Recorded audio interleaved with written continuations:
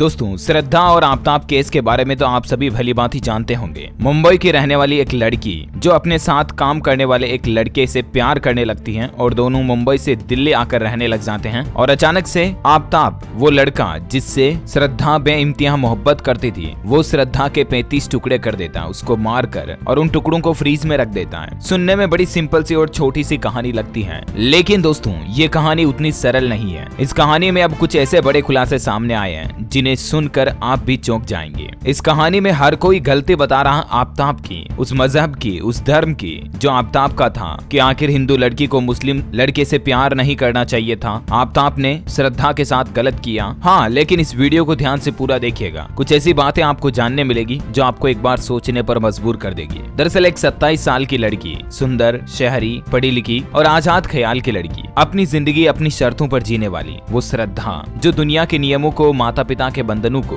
दुनियादारी के पहरों को न मानने वाली, अपने सपने खुद देखने वाली, खुश रहने वाली, प्यार करने वाली, एक ऐसी लड़की जैसा बहुत सारी लड़कियां होने का सिर्फ सपना देखती हैं लेकिन हो नहीं पाती हैं। श्रद्धा वैसी बनी, श्रद्धा वैसी हो गई थी। श्रद्धा ने अपनी जिंदगी अपने नजरिए से, अपने अंदाज में जी। श्रद्धा ने यह भी नहीं सोचा था कि ये समाज क्या कहेगी कि वो किसी मुस्लिम लड़के से प्यार कर रही है, उसके साथ लिव इन में रह रही है, उसके माँ बाप क्या कहेंगे। सारे बंधनों को तोड़कर वो अपने हिसाब से, अपने मन मिजाज से जीने वाली एक ऐसी लड़की बनी। दरअसल बात यह है कि बनना तो बहुत सारी लड़कियां उसके जैसी चाहती हैं, लेकिन उन लड़कियों के दिल में वो डर होता है। श्रद्धा के दिल में जरा सा भी वो डर नहीं था, तभी तो उसने अपनी जिंदगी अपने हिसाब से जीना शुरू कर दिया। लेकिन आखिर किसने सोचा था कि एक दिन वही लड़की अपने ही घर के फ्रीज में 35 टुकड़ों में मिलेगी। एक दिन वो दुनिया से यूं चली जाएगी, मिस्ट्री बनकर, रहस्य बनकर रह जाएगी। एक दिन वही लड़का जिससे वो बेइंतहा मोहब्बत करती है, वो उसके शरीर के 35 टुकड़े कर देगा आरी से, चाकू से। जिसने उससे सबसे ज्यादा प्यार किया, जिस लड़के के खातिर ना सिर्फ वो अपने परिवार के खिलाफ चली गई, अपने माता पिता के खिलाफ चली गई, बल्कि समाज, सोसाइटी, यहाँ तक कि पूरी दुनिया के खिलाफ हो जाने को मंजूर थी। आफताब के लिए श्रद्धा इतना बेइंतहा और इतनी मोहब्बत करती थी, जिस पर सबसे ज्यादा भरोसा किया, जिसके लिए दुनिया से वो लड़ गई, परिवार से बगावत की, उसी लड़के ने उसके 35 टुकड़े कर दिए। क्या श्रद्धा ने ऐसा सोचा था? दोस्तों कहानी को पूरा देखिएगा, आपको असल सच्चाई सामने आएगी। हर एक वो लड़की तो जरूर इस वीडियो को पूरा देखिएगा और उनके माता पिता, पेरेंट्स भी देखना, ताकि इस समाज में कोई दूसरी श्रद्धा ना बन सके। चलिए हमारी कहानी में आगे बढ़ते हैं। 27 साल की चमकीली और खिलखिलाती आंखों वाली श्रद्धा वालकर अब इस दुनिया में नहीं रही है। उसके बॉयफ्रेंड और लिव इन पार्टनर, जिसका नाम है आफताब पूनावाला, ने उसे मारकर उसकी लाश के 35 टुकड़े करके मरहोली के जंगलों में फेंक दिया। वो 18 दिन तक उसी कमरे में सोया जिस कमरे के फ्रीज में श्रद्धा की लाश के टुकड़े पड़े थे। यहाँ तक कि वो लगातार श्रद्धा का सोशल मीडिया पेज भी अपडेट करता रहा ताकि लोगों को लगे कि वो जिंदा है। ये वो लड़का था जिससे वो लड़की प्रेम करती थी। हम सोच भी नहीं सकते कि एक दिन अपने प्रेम के हाथों इस तरह दफन कर दिए जाएंगे। श्रद्धा तो दोस्तों अब इस दुनिया में नहीं रही, लेकिन ऐसी ढेर सारी श्रद्धाएं हैं जो उसी लड़की की तरह बिंदास, बेलोस और आजाद रहना चाहती हैं, जो अपने जीवन के फैसले खुद लेना चाहती हैं, अपनी मर्जी से प्रेम करना चाहती हैं, अपना साथी, अपना जीवन साथी खुद चुनना चाहती हैं, हाँ और ना कहने का हक चाहती हैं। उन लड़कियों के लिए श्रद्धा की जिंदगी से सीख जाने वाले सबक से सबसे जरूरी बात क्या हो सकती है? इस दुखद कहानी की पारंपरिक दुनियावादी व्याख्याओं में दुनिया और परंपरा सिर्फ अपना मुंह बचा रही है और असली दोषी व्याख्याओं में सिरे से नदारद है। यानी कि इस कहानी में जो दुनिया असल में दोषी जिसको बता रही है ना, उसके अलावा भी कुछ और छिपा है। आपने इस घटना के बारे में सोशल मीडिया पोस्ट या आसपास समाज के लोगों के द्वारा ऐसे विचार जरूर सुने होंगे। उनकी नजरों में दोषी वो लड़का है, वो आफताब है। उनकी नजरों में दोषी उन दोनों का लिव इन रिलेशनशिप है। उनकी नजरों में दोषी प्यार है और प्यार करने की आजादी है। उनकी नजरों में लड़का और लड़की का यूं बेखौफ होकर साथ रहना, मिलना जुलना ही दोष है। उनकी नजरों में लड़के का एक खास धर्म, उसका मजहब ही दोष है। आपने जरूर समाज में इधर उधर की बातें सोशल मीडिया पर, इंटरनेट पर जरूर सुनी होंगी कि श्रद्धा से हमें सीख लेनी चाहिए और लड़कियों को माँ बाप के बताए हुए रिश्ते पर ही शादी करनी चाहिए, उनके हिसाब से ही ब्याह करना चाहिए, अपनी मर्जी से प्यार नहीं करना चाहिए, मुस्लिम लड़कों से तो बिल्कुल भी प्यार नहीं करना चाहिए। क्या मतलब? इसका मतलब यह है कि लड़कियों को आजादी है ही नहीं। बात तो यही हो गई। दरअसल असल गलती, असल मिस्टेक है कहाँ? इस पॉइंट को मैं आपको समझाना चाह रहा हूँ। इस दुनिया, इस समाज के नजरों में वो लड़का दोषी है, ठीक है, आफताब ने गलती की है, बिल्कुल उसको सजा मिलनी चाहिए, न्यायालय से हम सभी की यही दरख्वास्त है। लेकिन क्या एक लड़का लड़की का लिव इन रिलेशनशिप में रहना ही गलत है? क्या एक लड़के लड़की को खुलकर आजादी से प्यार करना ही गलत है? या किसी व्यक्ति विशेष का धर्म, मजहब जैसे मुस्लिम, सिख, ईसाई, क्या ये शर्तें भी अब प्यार में लागू होनी चाहिए? दरअसल हम ये सब बातें कर माता पिता अपनी बेटियों को प्यार के खिलाफ और अपनी मर्जी के रिश्ते के खिलाफ, लिव इन के खिलाफ, अंतरजातीय और अंतरधार्मिक रिश्तों के खिलाफ डरा रहे हैं, एक डर पैदा कर रहे हैं। सोशल मीडिया पर लोग बेशर्मी से लिख रहे हैं कि लिव इन में रहने वाली प्यार करने वाली लड़कियों का यही हस्न होता है, यही हाल होता है। लोगों को सलाह है कि इन सारी तकलीफों से निजात का रास्ता है पुरानी पारंपरिक शादियों की तरफ लौट जाना। यानी कि सोशल मीडिया पर लोग बाग यही कह रहे हैं कि अरेंज मैरिज करनी चाहिए, उसमें ऐसा कुछ नहीं होता, वैसा कुछ नहीं होता। आपको मैं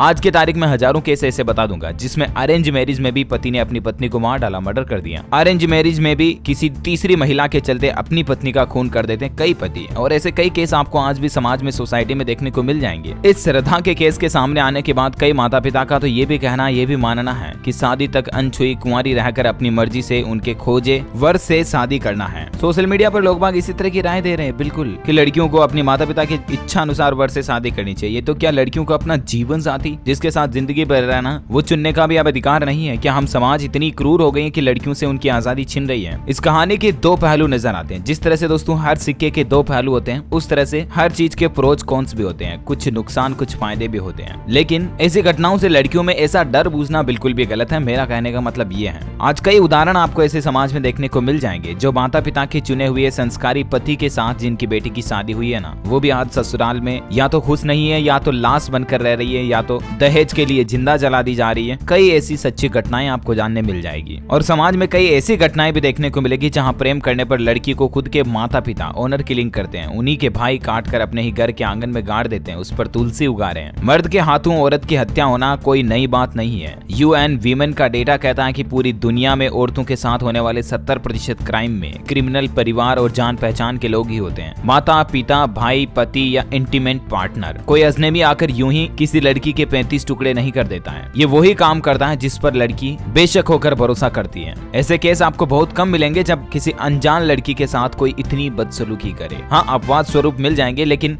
एक विश्वास में विश्वासघात बहुत ज्यादा देखने को मिलता है। लड़की आफ्ताब पर कितना भरोसा करती थी श्रद्धा, और उसे आफ्ताब ने इसके 35 टुकड़े कर दिए। इन सब के माथे दोस्त बनने वालों ने सिर्फ एक ही पार्टी को इस दोस्त से मुक्त कर रखा है, और वो है खुद श्रद्धा के माता पिता और उसका परिवार। लेकिन हमारी कहानी में असली ट्विस्ट यहीं पर आता दोस्तों। इस कहानी में हम आफ्ताब को भी दोषी बता रहे हैं और श्रद्धा को भी दोषी बता रहे हैं। तो फिर आखिर बेकसूर कौन है? श्रद्धा को दोषी हम समाज के लोग इसलिए बता रहे हैं क्योंकि उसने अपनी खुद की इच्छा के अनुसार परिवार की मर्जी के खिलाफ जाकर रिश्ता चुना था। असल में लड़की अपने परिवार के खिलाफ नहीं गई, बल्कि श्रद्धा ने अपनी मनपसंद का जीवन साथी चुना, और इसीलिए परिवार के लोगों ने श्रद्धा से रिश्ता खत्म कर लिया, अपना सपोर्ट वापस ले लिया। लड़की चाहे ससुराल में हो चाहे लिव इन पार्टनर में हो, आज उसके साथ हिंसा होती है। वो मार खाती है, अब्यूज बर्दाश्त करती है, पति की गालियां सुनती है, लेकिन लौट कर घर नहीं आती है, किसी से मदद नहीं मांगती है। वो मुंह खोलकर ये नहीं कहती है कि वो खुश नहीं है, उसे बचा लो। कोई मदद कब नहीं मांगता? जब उसे पता होता है कि उसके पास मदद करने वाला कोई है ही नहीं, जब उसे पता हो कि उसे कोई बचाएगा ही नहीं। वो दुनिया में अकेली पड़ गई है। श्रद्धा को ये पता था कि इस दुनिया में उसकी मदद करने वाला कोई है ही नहीं। एक वक्त था जब श्रद्धा को ये पता चल गया कि आफ्ताब उसे कभी भी मार भी सकता है, यहाँ तक कि आफ्ताब अब उसके साथ अच्छा बर्ताव नहीं करता, उसे जलील करता है। लेकिन वो किसे कहे, किसे अपना दुख दर्द सुनाए? उसके परिवार वाले तो खुद उसकी बात नहीं सुन रहे। अब क्या दोस्तों, आपको यहाँ ये नहीं लगता कि एक लड़की ने सिर्फ अपनी पसंद का प्यार चुना, उसके साथ रहने का फैसला किया, इसकी बदौलत उसके परिवार वालों ने उससे मुंह तोड़ दिया और वो अपना दुख किसी के साथ शेयर नहीं कर पाई। वो अंदर ही अंदर घुट घुट कर मर गई और आखिरकार खुद आफ्ताब ने भी उसको मार दिया। आफ्ताब के मारने से पहले वो इस दुनिया से मर गई थी, क्योंकि एकमात्र एक इंसान जिस पर श्रद्धा ने अब भरोसा किया था वो था आफ्ताब। उसके अलावा इस दुनिया में अब उसकी कोई और सुनने वाला नहीं था। ये समाज, ये दुनिया, उसके परिवार वाले सब उससे रिश्ता तोड़ चुके थे। अब अच्छा रहे तो भी आफ्ताब, बुरा रहे तो भी आफ्ताब, जिंदा रखे तो भी आफ्ताब, मारे तो भी आफ्ताब। यही तो फैसला बचा था श्रद्धा के पास। समझ पा रहे हो ना मेरा इंटेंशन, जो मैं वाकई में आपको बताना चाह रहा हूँ? कहीं ना कहीं देखा जाए तो एक बार जरा सोच कर देखना, श्रद्धा के साथ जो घटना घटी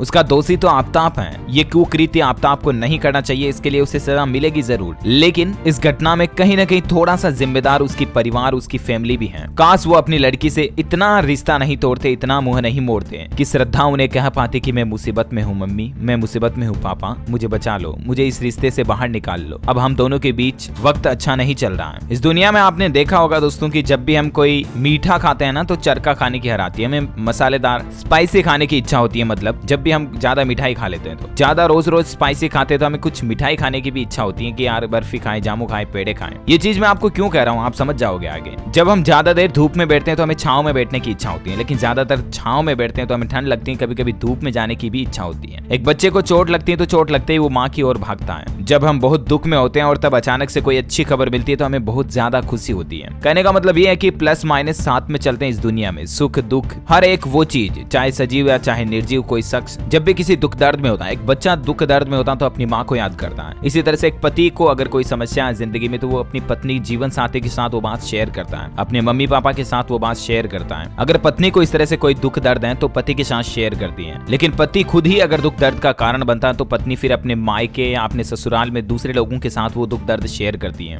लेकिन अगर किसी लड़की के साथ, अगर किसी महिला पत्नी के साथ और कोई ऑप्शन ही ना हो कि उसके पति या उसके लिव इन पार्टनर या उसके जीवन साथी के अलावा वो और किसी के साथ अपनी कोई बात शेयर ही नहीं कर सकती है। हाँ, भले ही श्रद्धा ने अपने दोस्तों को थोड़ा बहुत इसके बारे में बताया था, लेकिन दोस्ती भी एक लिमिट तक होती है यार दोस्तों। दोस्ती बहुत अलग चीज होती है और माता पिता, खुद अपने परिवार, खुद अपनी फैमिली बहुत अलग चीज होती है। एक एग्जांपल से समझिए, आज आपकी बहन को जहां आपने शादी करके सगाई करके ससुराल भेजा है, अगर वहां आपकी बहन को जरा सी भी कोई तकलीफ, कोई दुख दर्द होगा तो आप उनके ससुराल वालों की फैमिली से शिकायत नहीं करोगे, कुछ नहीं कहोगे। यार बहन है अपनी वो, और उससे पहले आपके पापा आपकी बेटी के लिए कुछ भी कर जाएंगे, बगावत करेंगे वो ससुराल वालों से। अगर पति रोज रोज लड़ता है, झगड़ता है, मारता आपकी बहना को, बेटी को, तो उसको आप ससुराल भेजोगे नहीं, मायके रहने दोगे। तो यही तो चीज श्रद्धा को भी चाहिए थी। बस उसका कसूर ये था कि उसने एक अलग मजहब, एक अलग धर्म के लड़के से शादी की। शायद आज श्रद्धा को उसके परिवार वाले समझते हैं, उसके परिवार वाले उसको दुख दर्द शेयर करने की, उसके दुख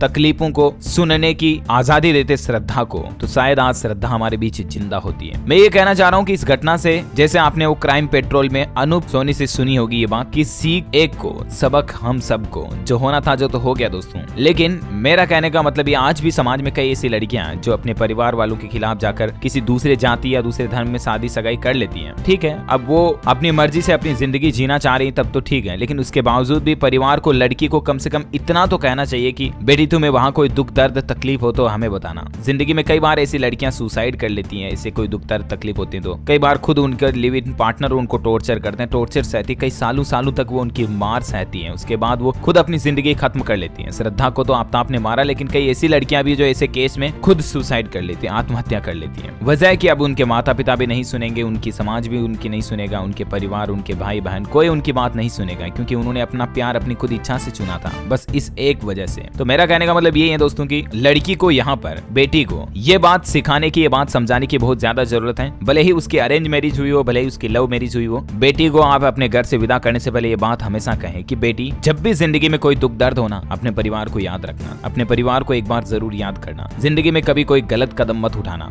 जरा सी भी तकलीफ हो ससुराल में, पति से, सास ससुर से, किसी से भी, तो एक बार हमें जरूर याद करना, हम हमेशा तुम्हारे साथ हैं बेटी। भाइयों को भी अपनी बहन के लिए ऐसा कहना चाहिए और एक माता पिता को भी अपनी बहन के लिए ऐसा कहना चाहिए। तो शायद लड़कियां अंदर ही अंदर घुट घुट कर ऐसे मरेगी नहीं, और इस समाज के खिलाफ लड़ने की, इस समाज में ऐसे असामाजिक तत्वों से जो प्यार के भेष में नकाब पहने हुए अंदर कुछ और ही जानवर हैं, ऐसे लोगों के खिलाफ भी आज हमारी बेटियां लड़ सकेगी, हिम्मत रखकर उनका डट कर मुकाबला कर सकेगी। अगर उनको पीछे कोई प्यार सपोर्ट देगा तो उनको उनकी फैमिली इतनी सी आजादी देगी कि बेटा तेरे जो भी दुख दर्द है वो हमारे साथ शेयर करना। बस इस बात से लड़कियां इतनी ताकतफुल, इतनी शक्तिशाली हो जाएगी, ताकतवर हो जाएगी। समझ रहे हो ना मैं क्या कहना चाह रहा हूँ? तो ये काफी लंबा हो गया वीडियो, लेकिन असल में जो मैं मैसेज देना चाह रहा था इस सोसाइटी को, इस समाज को, उम्मीद है काफी माता पिता और लड़कियों को जानने भी मिला होगा। अगर आप एक लड़की हैं, इस वीडियो को देख रहे हैं, तो मैं आपसे यही कहना चाहूंगा कि आप अपने मम्मी पापा को कन्विंस करने की कोशिश करें। अगर आप अपने प्यार से शादी करना चाहती हैं, कोई दिक्कत नहीं, इस दुनिया में सभी को आजादी है जीने की। यार 150 साल की जिंदगी है, आराम से जियो ना, अपनी मस्ती से, अपनी इच्छा से जियो, क्या दिक्कत है, खुल के बिंदास से जियो। लेकिन एक लड़की है, अगर आप इस वीडियो को देख रहे हैं, तो मैं आपसे यही कहना चाहूंगा कि ये आपकी जिम्मेदारी, आप अपने माता पिता को कन्विंस करो, मनाओ कि आप अपने प्यार से शादी कर सको, और अपने माता पिता से भी रिश्ता कभी मत तोड़ना, अपने परिवार से, अपने भाइयों से रिश्ता कभी मत तोड़ना, क्योंकि जब भी जिंदगी में कोई साथ नहीं होता, सारे दुख दर्द साथ आ जाते हैं ना, तब उस समय अपना परिवार, अपने माता पिता, अपने भाई बहन साथ आते हैं। और अगर आप एक पेरेंट्स, माता पिता, गार्जियंस इस वीडियो को देख रहे हैं, तो प्लीज, जैसा कि मैंने आपको बताया, लड़की को अपने घर से विदा करने से पहले ये एक लास्ट मैसेज उनके कानों में ड्रॉप कर दें, और ये मैसेज आपकी बेटी को इतना प्रोटेक्ट करेगा, इतना सुरक्षित रखेगा, जितना आप सोच भी नहीं सकते हैं। कि बेटा, जब भी कोई दुख दर्द हो इस दुनिया में, जब भी अपने आप को अकेला महसूस करे, अपने परिवार के साथ, अपने परिवार के पास चली आना। बस ये एक सिंगल लाइन आपकी बेटी को जिंदगी में सुरक्षित रखने की गारंटी देगी। उम्मीद है जो मैसेज मैं सोसाइटी को समर्पित करना चाह रहा हूँ वो समझ में आया होगा। अगर आपने वीडियो यहाँ तक पूरा देखा, इसका मतलब आपने पूरा देखा, और बहुत बहुत शुक्रिया दिल से आपका। इसको ज्यादा से ज्यादा शेयर करना अपने सभी दोस्तों मित्रों के साथ, स्पेशली ये टैग लगा करके कि इस वीडियो को पूरा देखना। और इस श्रद्धा केस मामले में हम सभी की यही न्यायालय से, कोर्ट से दरख्वास्त है, गुजारिश है कि जल्द से जल्द आफ्ताब आफ्ताब को कड़ी से कड़ी सजा मिलनी चाहिए, ताकि